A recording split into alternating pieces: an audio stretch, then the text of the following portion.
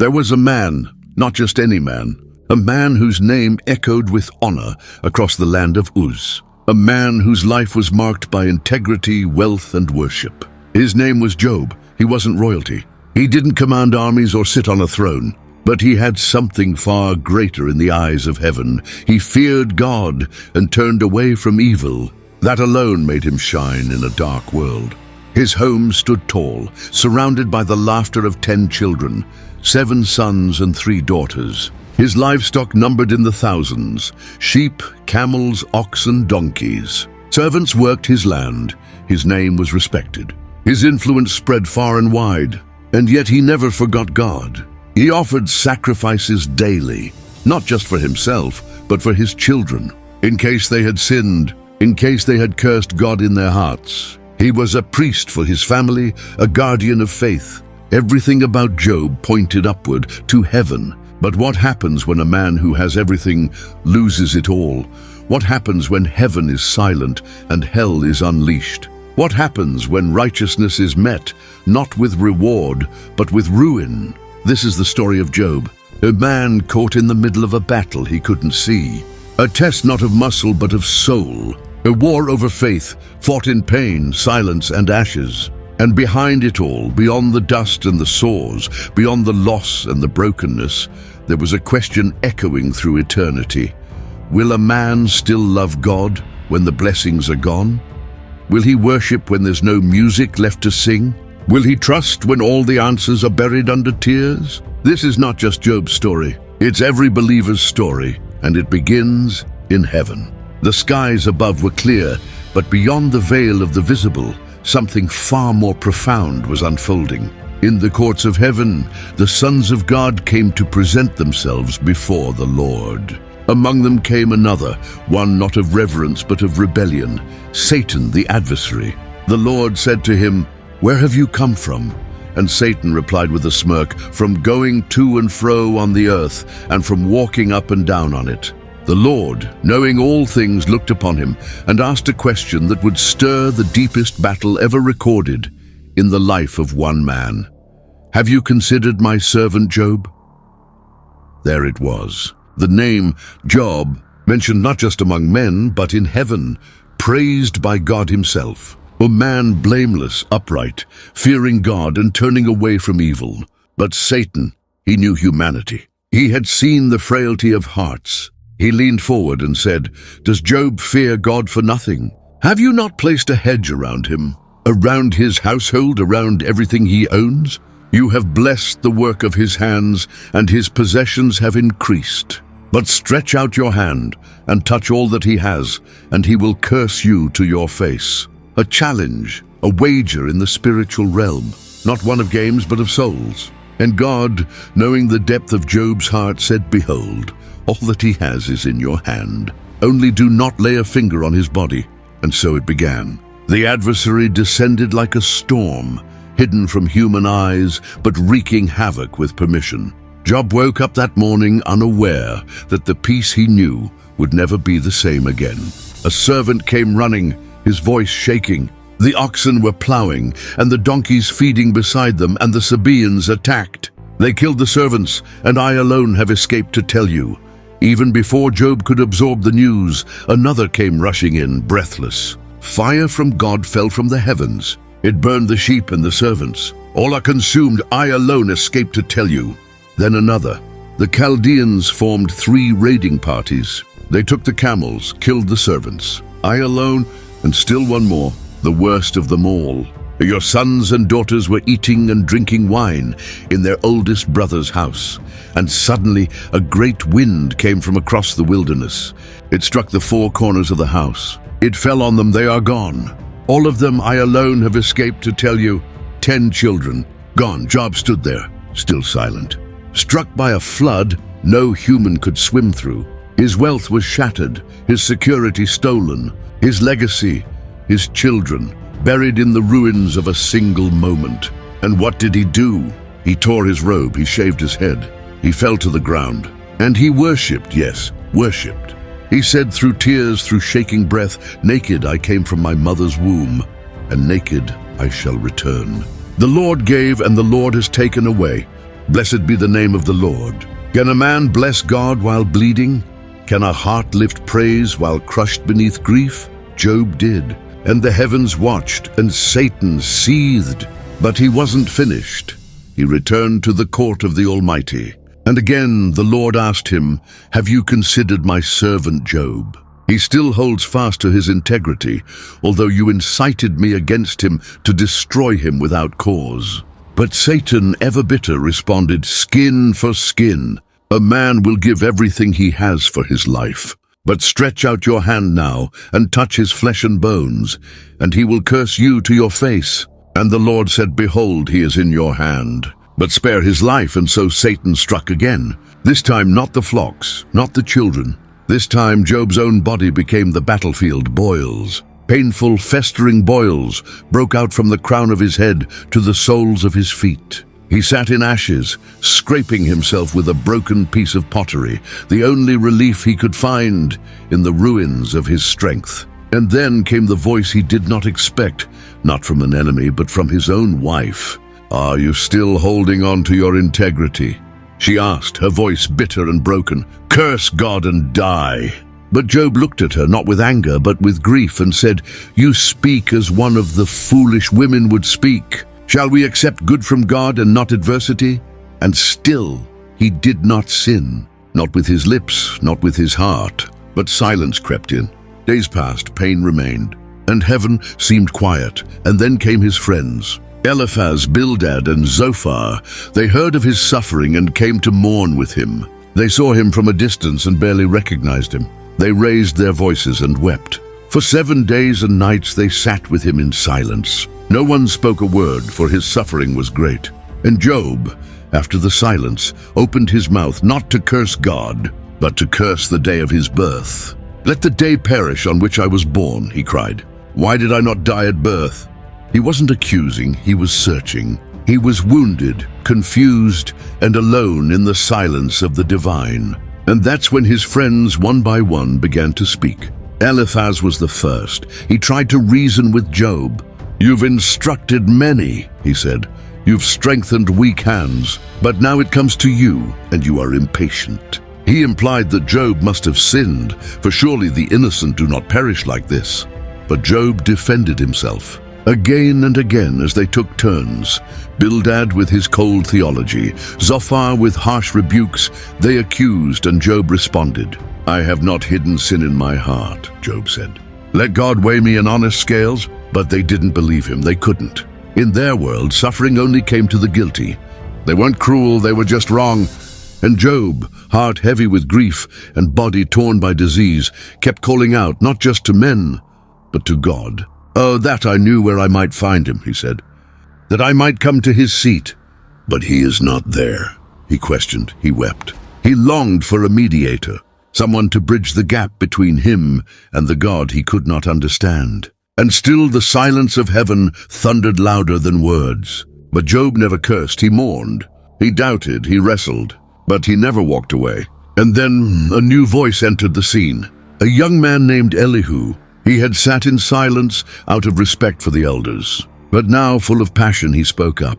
Not to accuse Job, but to remind him that God is just, even if his ways are mysterious. "God speaks in one way and in two, though man does not perceive it," Elihu said. "He delivers the afflicted by their affliction. Behold, God is exalted in his power. Who is a teacher like him?" Elihu wasn't perfect, but his words shifted the atmosphere. And then came the whirlwind. The silence that followed Job's cries was heavy. Not just a silence of friends unsure how to comfort, but the silence of heaven itself. Days passed, then weeks, and still nothing. Job sat in the ashes, his skin cracked and bleeding, his soul stripped bare. The man who once commanded herds and hosted feasts now sat alone with only questions. He had done everything right. He had feared God, turned away from evil, offered sacrifices, prayed or given. Loved, why then had everything been torn away? He did not demand comfort. He did not ask for his wealth back. He did not beg for healing. He simply wanted an answer. "Why?" he whispered into the wind. "Why, oh God, do you hide your face from me?" But the heavens did not reply. Then his friends, Eliphaz, Bildad, and Zophar began to speak, breaking their 7-day silence. Their words came not like balm, but like salt on open wounds. They tried to make sense of the suffering. They tried to explain what they did not understand. But their conclusions fell like stones. "Consider this," said Eliphaz the first, "who that was innocent ever perished? Or where were the upright cut off?" He was calm, logical but cold. To him, Job's pain was proof of guilt. No righteous man could suffer like this without cause. Eliphaz believed God was just, so the only conclusion was that Job must have sinned. Job's eyes, hollow and sunken, searched his friend's face. He could not understand how they didn't see it, how they didn't know his heart. Then God paused and asked, "Will the one who contends with the Almighty correct him?" And Job, trembling, replied, "I am unworthy. I lay my hand over my mouth." But God wasn't done. From the whirlwind, the questions kept coming, not to crush Job, but to lift him out of the dust of his suffering and into the expanse of divine mystery. He described creatures like Behemoth and Leviathan, beasts beyond control, symbols of power and chaos that no man could tame. Yet even they bowed under God's authority. The point was clear. Job had tried to make sense of things too vast for his mind.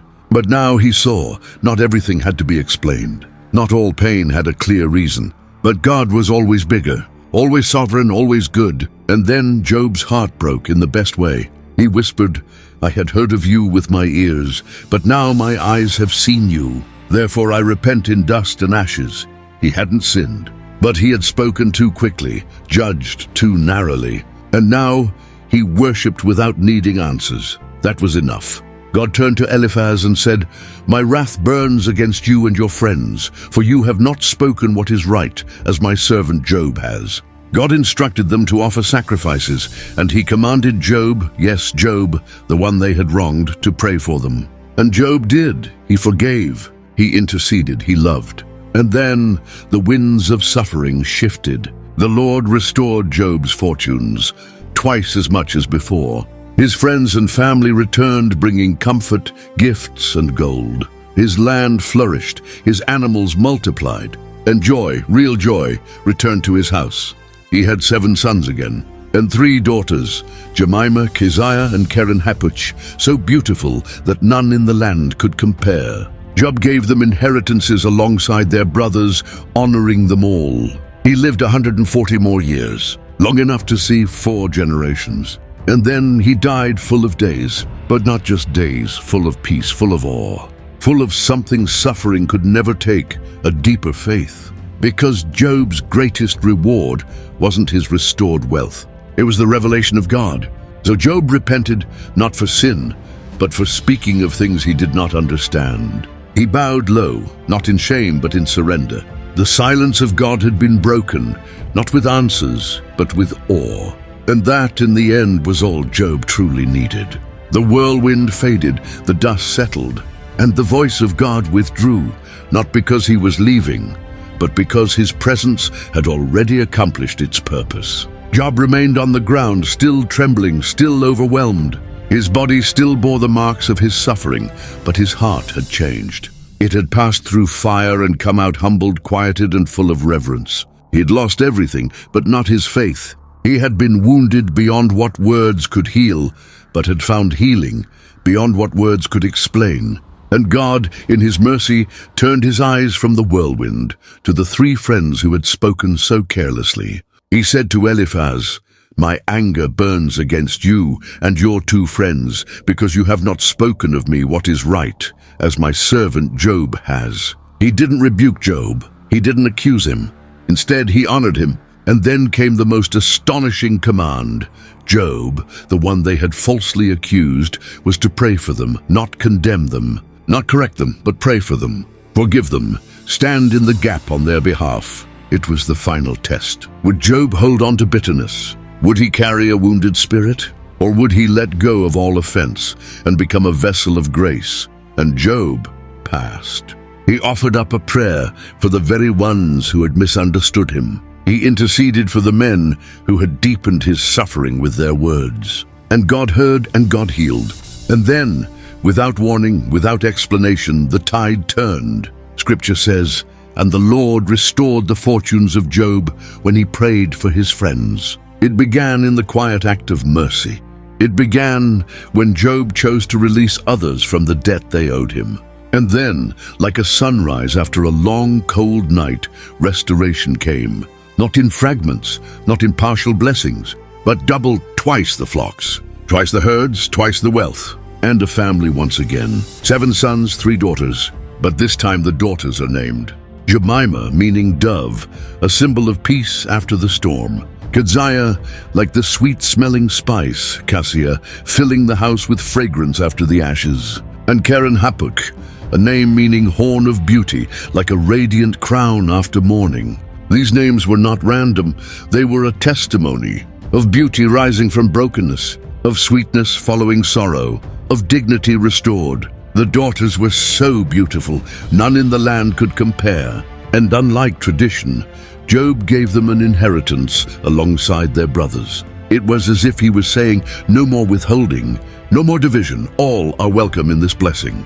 Job lived 140 more years. He saw his children's children and their children, 4 generations of legacy, born from a man who had once sat in silence, scraping his skin with pottery.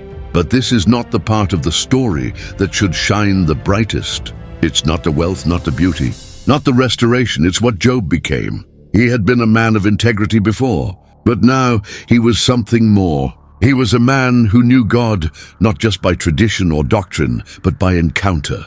He said, I had heard of you by the hearing of the ear, but now my eyes have seen you. There it was, the treasure hidden in the fire, the pearl within the storm, the purpose behind the pain. He had seen God, not with physical eyes, but with the eyes of his soul. And when you see God like that, nothing else in life can shake you. The wealth may come and go.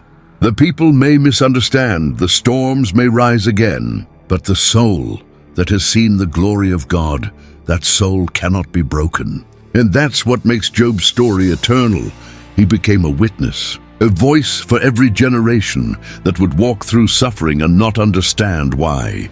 A brother to the brokenhearted, a prophet to the confused, a testimony to those who sit in ashes and think God has abandoned them. Because Job knows, he knows what it feels like to lose everything. He knows the taste of grief, the sting of rejection, the silence of heaven. And now he knows the faithfulness of God. His story lives on, not in gold or herds or children, but in the questions it asks every one of us.